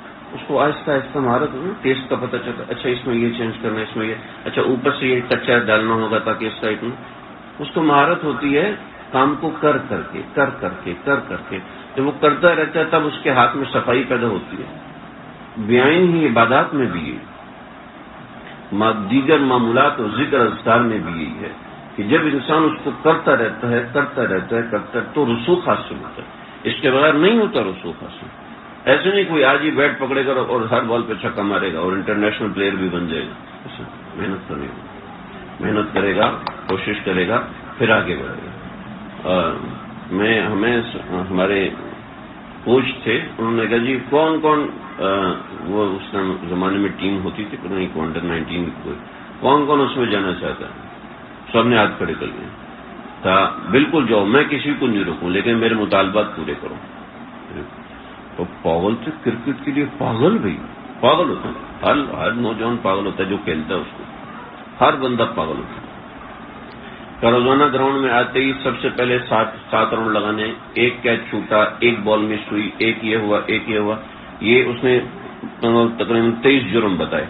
23 جرم اگر آپ سے ہو گئے، کیچ چھوٹا، رن میں ایسا ہوا، اگر آپ نے چھکا غلط طریقے سے مار دیا، آپ نے چوکا غلط طریقے سے مار دیا، آپ نے یہاں کی بال کو یہاں کھیل دیا، یہاں کی بال کو یہاں کھیل دیا ہے، تو اس کے لیے پھر بالنگ کے اندر، پھر فیلڈنگ کے اندر گیند پکڑنے کا طریقہ، اس میں ایک غلطی کو بس 8 چکر لگیں گے، ایک غلطی پہ 7 چکر لگیں گے۔ اور ماشاءاللہ ہمارا پشاور روڈ کا گراؤنڈ تھا، اچھا بہترین گراؤنڈ تھا، 2 چکر میں اماں یاد آتی تھی۔ خیر ہم آہستہ آہستہ عادی ہو گئے، لیکن آہستہ آہستہ صاحب ہے بہت سخت پوچھ ہے یار، دفاع کرو یار، ایسے بیکار آدمی فلانا ڈیما کا۔ میں آپ کو نام بھی بتاؤں گا، اس زمانے کا پلیئر تھا، اس کا کزن تھا، بہت بڑا کزن، بہت بڑا پلیئر تھا وہ بھی اپنے زمانے کا، لیکن کیا ہے اس کے جو قواعد پورے کرے گا پھر وہ آگے جائے گا، پھر وہ آگے جائے گا۔ پھر دیکھو ہر چیز میں یہ ہے، میں نے مثالیں بہت زیادہ دے دی تاکہ بات سمجھ میں آئے، ہر چیز میں یہ ہے، عبادت میں بھی یہ ہے، جب ہم کریں گے تب ہم پائیں گے۔ من جد وجد، جو کوشش کرے گا اسی کو ملے گا۔ میں اس فضائل سننے سے سنانے سے کچھ نہیں ہوتا، یہ تو ہوگی بڑوں کی بات۔ بڑوں کو چاہیے اپنے چھوٹوں کو ساتھ لے کے چلیں، اور چھوٹوں کو ساتھ جو لے کے چلتے ہیں وہ ڈنڈے سے لے کے نہیں چلتے، ان کو فضائل سنانے چاہیے، ان سے کھیل کھیل میں عبادت کرانی چاہیے۔ جب تک گھر کا ماحول نہیں بنے گا، آپ اکیلے عبادت کریں گے، 3 دن کریں گے، 4 دن کریں گے، دیکھ کے آپ پیچھے ہٹ جائیں گے۔ اپنے گھر کا ماحول بنانا ضروری ہے۔ شوہر کر رہا ہے، بیوی نہیں کر رہی، بیوی بھی چھوڑ دے گی۔ بیوی کر رہی ہے، شوہر نہیں کر رہا، شوہر کر رہا ہے، بیوی نہیں، ایک کر رہا ہے دوسرا نہیں کر رہا، چھوڑ دیں گے۔ دوسرے کو اپنے ساتھ لگانے کی کوشش کریں، کوشش کر لیا وہ نہیں کر رہا، اب آپ اپنی کریں، کوئی مسئلہ نہیں، لیکن اس کے نہ کرنے کا اثر ہوتا ہے کہ یہ سامنے بیٹھا سویا ہوا، اس کو مزے، میں لگی ہوئی عبادت کے اندر، میرا کیا فائدہ؟ آپ کا کام ہے آپ دوسرے کو بھی اپنے ساتھ لگائیں۔ مجھے ایک صاحب نے فون کیا، سر جی ہمارا یہ مسئلہ ہے، میں اتنی محنت کرتا ہوں، میری تنخواہ بنتی ہے صرف 33,000 روپے، میری بیوی اتنی محنت کرتی ہے، اس کی تنخواہ بنتی ہے 8,000 روپے، ہمارے اتنے بچے ہیں، یہ والدین، اب ہم اپنا گزارا کیسے کریں؟ میں تو اس تنخواہ کے کم ہونے میں آپ کا قصور ہے۔ میرا کیا قصور ہے؟ میرا کیا قصور ہے؟ میں نے کہا آپ بس سیدھا اپنا کام کر رہے ہیں، آپ اپنے کام میں جدت کیوں نہیں لے کے آتے؟ اس کو آگے کیوں نہیں بڑھاتے؟ اس کے ساتھ کوشش کو آگے کیوں نہیں بڑھاتے؟ اس کے ساتھ محنت کو آگے بڑھائیں۔ اس کو میں نے 1 2 3 4 میں نے کہا میں آپ کی فیلڈ کا ماہر نہیں ہوں، میں آپ کی فیلڈ کے بس لوگوں کو جانتا ہوں جنہوں نے ایسے ایسے کام کیے، ان کی انکم کئی گنا بڑھ گئی۔ آپ نے اس لحاظ سے محنت ہی نہیں کرنی، آپ نے اس لحاظ سے کوشش ہی نہیں کرنی، بلکہ سارا ٹائم آپ یہ کتابیں پڑھنے میں گزاریں گے، ناول پڑھنے میں گزاریں گے، یہ کریں گے وہ کریں۔ آپ کی اہلیہ اتنے عرصے سے ٹیوشن پڑھا رہی ہے، یہ اپنی ٹیوشن کے اندر یہ چیزیں اضافہ محنت کرے، دیکھنا بچے کیوں نہیں آئیں گے؟ جی میرے شوہر کے جو کلائنٹ ہیں وہ بہت خوش ہیں، لیکن نئے کلائنٹ نہیں آتے، نئے کلائنٹ کی جو ڈیمانڈ ہے وہ پوری کریں تو ضرور آئیں گے۔ ایسا ہے نا، دنیاوی کاموں میں ایسا ہے کہ جب انسان کوشش کرتا ہے، آگے بڑھتا ہے تو ترقی ہوتی ہے۔ ایسی دین کے اندر انسان کوشش کرتا ہے، نئے طریقے سے محنت کرتا ہے، بیوی شوہر کے ساتھ محنت کرے، ماں بچوں کے ساتھ محنت کرے، اس طریقے سے انسان گھر کا ماحول بنائے۔ رمضان میں گھر کا ماحول بنانا ہے، یہ اپنے اوپر لازم ہے، اپنے اوپر لازم کریں، اپنے اوپر لازم کریں گے تو یقین کیجئے ماحول بنے گا، اور جس دن آپ کو سستی ہوگی وہ ماحول آپ کو زور لگائے گا کرو۔ ہر انسان بور ہو جاتا ہے، میں اگر اسی طریقے سے پونا گھنٹہ اور بولتا ہوں تو آپ بور ہو جائیں گے، آپ لوگ کہیں گے بس کرو یار، گھڑی دیکھنا شروع ہو جائیں گے، جمائیاں آنا شروع ہو جائیں گے۔ آپ نہیں کریں گے، آپ میرے احترام میں چپ کر کے بیٹھے رہیں گے، لیکن ہونا شروع ہو جائے گا کہ ایک چیز ایک حد تک ہو، اس سے اوپر نہیں جاتی۔ ایسے ہم ایک عبادت ایک حد تک کریں گے، اس کے بعد ہمیں ماحول کروائے گا۔ دیکھیں میں نے بیان ختم کیا، ٹھیک ہے، سب کا ذہن ختم ہو گیا، ایک بندے نے سوال کر دیا، یہ بتا دیں وہ سوال کا جواب دیا، دوسرا بندہ نے سوال کیا، تو آپ کی دلچسپی بڑھے گی۔ اگر میں خود ہی لگا رہوں گا آپ کی دلچسپی نیچے آنا شروع ہو جائے گی۔ ایسا ہے کہ ماحول نے مجھے اور آپ کو کہا کہ ہم اس سوال کا جواب بھی سمجھیں، ماحول نے ہمیں موٹیویٹ کیا کہ اس سوال کا جواب بھی سمجھو. ایسے اگر گھر کا ماحول نہیں بنائیں گے تو ایک وقت میں جا کے گر جائیں گے, بور ہو جائیں گے. یار روزانہ اٹھ کے پڑھتا ہوں, چلو آج سو جاتا ہوں, آج چلو 2 پڑھ لیتا ہوں, آج تھوڑا کم پڑھ لیتا ہوں. لیکن جب ہوگا نا ابو میں نے کل بھی 8 پڑھی تھی, آج بھی 8 پڑھیں گے, چلو سر یار اچھا پڑھا, تو بھی پڑھ لے, کوئی بات نہیں. بیٹی پڑھ رہی ہے, چلو تم, ابو میں نے آج 5 پارے پڑھے, بیٹی نے 5 پڑھے, ابا نے 3 پڑھے, ایسے تو ایٹ لیسٹ وہ 5 تو پڑھے گا نا. اور یہ اس سے 1000 گنا بہتر جو نہیں پڑھ رہا, اس سے کئی گنا بہتر ہے جو نہیں پڑھ رہا. اپنی نماز میں اضافہ کرنا ہے. یہ تو اضافہ کرنے والے کام ہیں, کچھ سیمپل کے طور پہ میں نے لکھے ہیں, یہ پرچہ آپ لوگ لے کے جائیے. اور دوسری کچھ چیزیں ہیں جو میرے اور ہم سب کے اور رمضان کے درمیان میں رکاوٹ ہے. اس میں کچھ ایسی چیزیں ہیں جو کہ انسان مجبور ہو جاتا ہے. جیسے صحت ہے, صحت خراب ہو گئی, صحت خراب ہو جائے تو انسان بڑا تنگ ہوتا ہے, بڑا پریشان, بے بس ہو جاتا ہے. تو دیکھو 2 قسم کی صحت خراب ہوتی ہے. ایک تو زیادہ کھانے سے خراب ہوتی ہے, ایک زیادہ محنت سے خراب ہوتی ہے. تو نہ زیادہ کھانا ہے نہ زیادہ محنت کرنا ہے, اعتدال کے ساتھ کھانا ہے, اعتدال کے ساتھ محنت کرنی ہے. شروع کے روزے پریشان کرتے ہیں, پانی پینے کے عادی ہوتے ہیں, پیاس لگتی ہے, شوگر کا مریض ہے اس کو مسائل ہوتے ہیں, کمر درد کا, گھٹنے کی درد کا مریض ہے اس کو مسائل ہوتے ہیں. ان کو اپنا لحاظ کرنا ہے کہ ہم نے کیسے کرنا ہے, لیکن اپنی عبادت کا اسکیڈول ایسے بنانا ہے کہ وہ ہمیں یہ مرض اس کے درمیان رکاوٹ نہ بنے. اور کچھ امراض ہوتے ہیں, پیٹ خراب ہو رہا ہے بہت زیادہ کھانے سے, پیٹ خراب ہو رہا ہے بہت زیادہ پینے سے, نیند بہت زیادہ آ رہی ہے بہت زیادہ کھانے کی وجہ سے. اس کا دھیان رکھنا ہے, اس میں اپنا چارٹ اپنے کیسے بنانا ہے, کھانے کا حساب اپنا کیسے رکھنا ہے. دیکھیں کبھی بھی افطار میں الٹپ نہ کھائیں. افطار میں ہمارا مزاج افطاری ہم اتنی زیادہ بناتے ہیں, وہ اتنی زیادہ کھاتے ہیں, بیگم کہتی ہے اور کھائیں, تھوڑا سا اور کھائیں, تھوڑا سا اور کھائیں, کرتے کرتے نماز نکل جاتی ہے. ایک موٹیویشن ڈی موٹیویشن میں تبدیل ہو جاتا ہے. ابے نماز تو پڑھ نہیں رہا, مسجد میں تو جا نہیں رہا, تو تلاوت تو خاک کرے گا. وہ ایک ہی نشست میں اتنا کھا, 2 نشست میں اس سے زیادہ کھا لے, اس سے نقصان نہیں ہوگا. وہ ایک نشست میں زیادہ کھانے سے وہ کیا ہوتا ہے, روح افزا, اتنا زیادہ روح افزا پی لیتے ہیں, اس سے کیا ہوتا ہے, شوگر لیول ہائی ہو جاتا ہے. شوگر لیول ہائی ہوتا ہے تو جو صحت مند ہوتا ہے اس کی انسولین بڑھتی ہے, انسولین بڑھتی ہے تو وہ شوگر کو گراتی ہے. آپ کو صحت مند رکھنے کے لیے اللہ نے سسٹم لگایا, آپ کے جسم کی شوگر جیسی بڑھتی ہے تو انسولین جنریٹ ہوتی ہے. جو شوگر کے مریض ہیں ان کی بات نہیں کر رہا, جو صحت مند ہے ان کی انسولین جنریٹ ہوتی ہے. وہ انسولین جنریٹ ہوتی ہے تو تھوڑی نیند آنے لگتی ہے. انسولین میں ہوتا ہے نیند ہوتی ہے, تو وہ نیند آنے لگتی ہے. وہ ظاہر بات آدھے گھنٹے بعد تراویح پڑھنی ہے, وہ تراویح کو کیسے نماز میں کھڑا ہوگا, اللہ اکبر, الف لام میم کا مولوی صاحب لمبی لمبی پڑھو, ہم سو رہے ہیں. وہ سو رہا ہوتا ہے, اس کو پتہ ہی نہیں ہوتا کیا چل رہا ہے. اور رکوع میں جاتا ہے, آٹومیٹک تراویح چل رہی تھی. آخری 4 تراویح کا تو یار پتہ ہی نہیں چلا, یہ اکثر ہو رہا ہوتا ہے. آخری 4 تراویح کو تو سوئے رہے, کوئی پتہ نہیں میں کہیں گڑبڑ والی چیز تو نہیں. آپ بڑے پکے ہو چکے ہیں, اللہ اوپر پہ فوراً جسم سیدھا ہو جاتا ہے. تو اللہ ہماری حفاظت کرو. تو جی ایسا کھانا پینا نہیں رکھنا. افطار کے اندر ہاتھ بالکل ہلکا رکھیں, ہلکا پھلکا. افطار میں کھجور کھائی, تھوڑا سا پانی پیا, کوئی دودھ پیا, اور اٹھ کے مسجد چلا گیا, واپس آ کے سموسوں پکوڑوں سے ہاتھ صاف کریں. لیکن وہ ایسا نہ ہو کہ اتنا زیادہ. تو اپنے کھانے پینے کے اوپر ایسا, یعنی یہ چیز رکاوٹ ہے ہمارے لیے.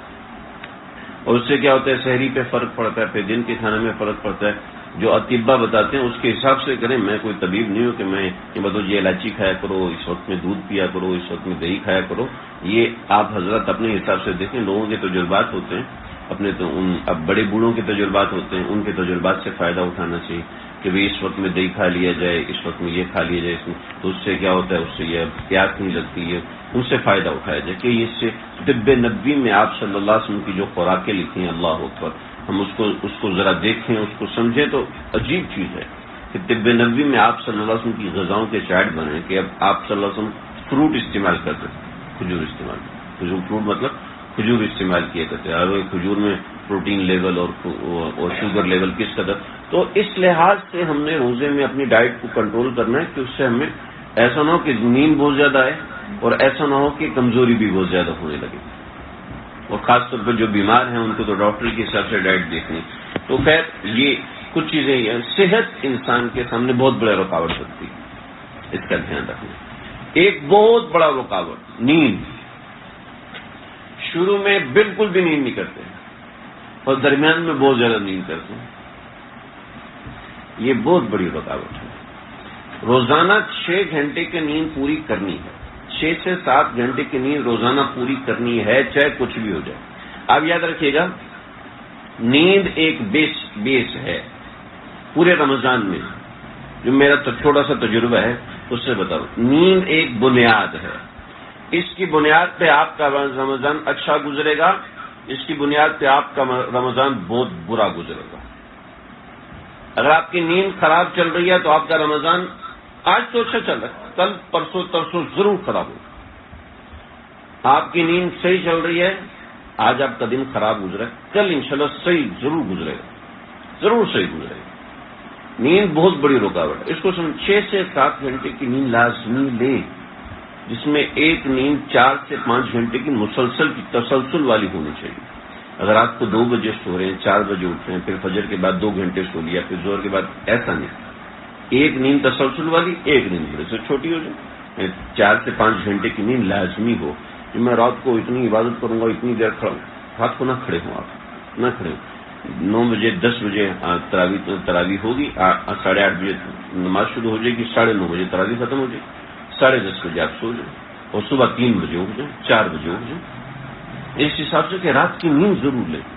رات کی نیند بڑی اہم ہے، اگر رات کی نیند نہیں لیں گے تو اب یقین کیجیے آگے کا دن خراب ہوگا۔ رات کی نیند کسی وجہ سے، کسی مجلس اور کسی عمل کی وجہ سے متاثر ہوگی تو ایسا نہ ہو کہ روزانہ ایسا ہو رہا ہے، 1 دن 2 دن ہو ہی جاتی ہے، لیکن ایسا نہ ہو کہ روزانہ اس طریقے کا معاملہ ہو رہا ہے۔ تو نیند اپنی رمضان میں سٹیبل کرنی، اگر کسی ایک دن نیند خراب ہوگی اس کا اثر 2 سے 3 دن پہ جائے گا، اس کو اپنے کنٹرول کرنا ہے۔ سمجھ رہے ہیں میری بات؟ تو نیند بہت بنیادی ایلیمنٹ ہے۔ تو یہ 2-3 باتیں ہوگی۔ ایک بڑی اہم چیز انٹرٹینمنٹ، رمضان کے اندر انٹرٹینمنٹ کے نام پر جو ضروری چیزیں وہ ہونی چاہیے، ہنسنا، بولنا، گھر والوں کے ساتھ بیٹھنا، بچوں کے ساتھ بہت ضروری ہونا چاہیے۔ اگر یہ نہیں ہوگا تو انٹرٹینمنٹ کسی اور طریقے سے پوری کرنے کی کوشش کرے گا اور اس سے شدید نقصان ہے۔ سمجھ رہے ہیں؟ ایک بات یاد رکھیں، جو عمل ہم رمضان میں کریں گے وہ اچھا ہو وہ برا ہو، اس کا اثر پورے سال میں جائے گا۔ امام غزالی نے لکھا ہے پورے سال میں جائے گا۔ اگرچہ جو رمضان میں گناہ سے باز نہیں آتا، یاد رکھے پورے سال باز نہیں آئے گا۔ جو رمضان میں گناہ سے باز آ گیا، سال میں کہیں نہ کہیں باز آئے گا۔ جو رمضان میں نماز میں کوتاہی کرے گا، سمجھ لے پورا سال نماز میں کوتاہی کرے گا۔ جو رمضان میں قرآن میں کوتاہی کرے گا، سمجھ لے پورا سال قرآن میں کوتاہی کرے گا۔ یہ 1 مہینہ بیج ہے، سیڈ ہے، اس 1 مہینے کے بیج کو استعمال کرنا۔ آگے میری آپ کی مرضی ہے، پورا سال اس کی بنیاد پر چلے۔ 1 مہینہ محنت کرو، 1 مہینہ کوشش کر لو، اس 1 مہینے کی محنت اور کوشش کا اجر پورا سال چلے گا، اور پورے سال میں پھر آگے رمضان، پھر آگے رمضان، پھر آگے رمضان، اللہ عطا فرماتے ہیں۔ اس مہینے میں یہ کچھ رکاوٹوں والی چیزیں، بہت ساری چیزیں میں نے اس پیپر میں لکھی ہوئی ہیں، آپ کوشش کیجئے، یہ پیپر لے لیجئے، میرے پاس یہاں موجود ہے، کوشش کر کے اس پیپر کو فل اپ کریں، ٹھیک ہے؟ ایسا کہ اس کو دیوار پہ لگا دیا اور اس کو بچوں کا مقابلہ کروایا کہ بھئی یہ ہے، میں نے جیسے میں نے اس میں ذکر اللہ کتنی تسبیحات کی، دعا کتنی دیر کی، رمضان میں دعا بڑی اہم ہے، آرام کتنا کیا، اشراق، چاش، توابین، صدقہ، غصہ، جھوٹ، فون کا استعمال، نیٹ کا استعمال، مطالعہ، بیان سننا، نیت کرنا، کچھ چیزیں اس میں۔ اللہ تعالیٰ مجھے آپ ہم سب کو اچھے سے اچھا رمضان گزارنے کی توفیق عطا فرمائے۔ رمضان میں بھی ہم کوشش کریں گے، یہ مجلس کریں کہ رمضان میں میرا دل چاہ رہا تھا کہ رمضان میں بھی تھوڑی موٹیویشن اس مجالس سے میں خود چارج ہو جاتا ہوں، میں نے خود محسوس کیا ہے کہ مجھے خود فائدہ ہوتا ہے میں وہ کوئی ایک بندہ بھی آ گیا تو چلیں گے انشاءاللہ، کوئی مسئلہ کوئی نہ آیا سے بھائی تو آئیں گے نا انشاءاللہ۔ خیر بھائی میں کسی کو مجبور نہیں کرتا، آپ حضرات اتنے دور سے تشریف لاتے ہیں، مجھے بے حد خوشی ہوتی ہے۔ اللہ تعالیٰ آپ لوگوں کے آنے کو قبول فرمائے۔ جو آن لائن سن رہے ہوتے ہیں ظاہر بات اپنا وقت نکال کے سن رہے ہوتے ہیں، فارغ تو کوئی بھی نہیں ہوتا، تو بہرحال یہ ہے تو رمضان میں ہم اتوار کے دن کریں گے، ٹھیک ہے؟ اتوار کے دن یہاں پر فریال میں 1:30 بجے نماز ہے، میری مسجد میں 1:30 بجے، یہاں 2:15 بجے ہے، میری مسجد میں 1:30 بجے ہے، اور حفصہ مسجد میں شاید 2 سوا 2 بجے ہے۔ تو کوشش ہوگی کہ 2 بجے تک میں 1:30 بجے نماز پڑھا کے آ جاؤں گا۔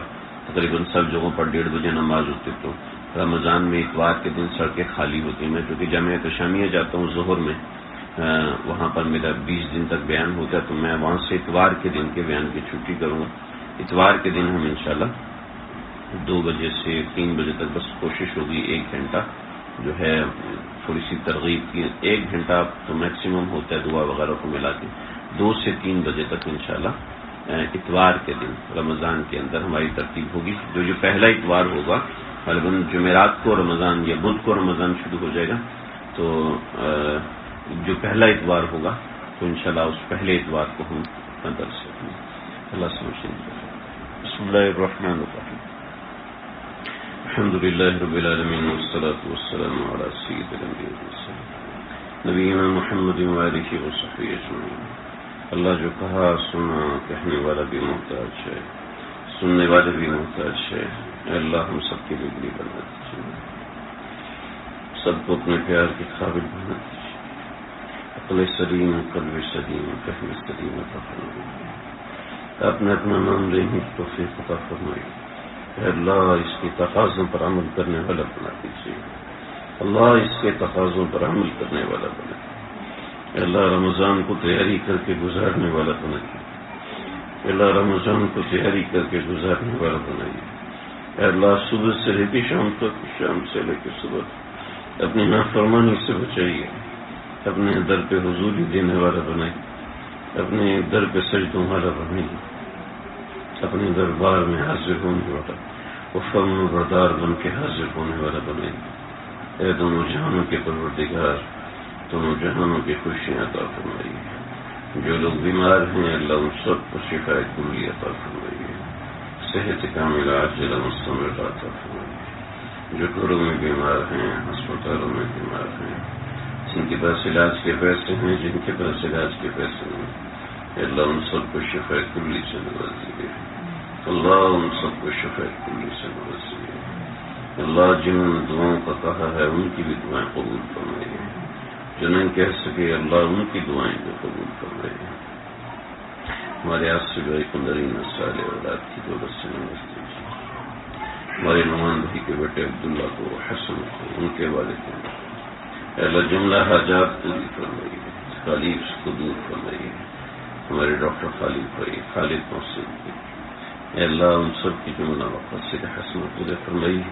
جو تکالیف آزمائش ان کی طرف متوجہ ہیں اللہ غیب سے ان کی مدد فرمائیے، اللہ غیب سے مدد فرمائیے۔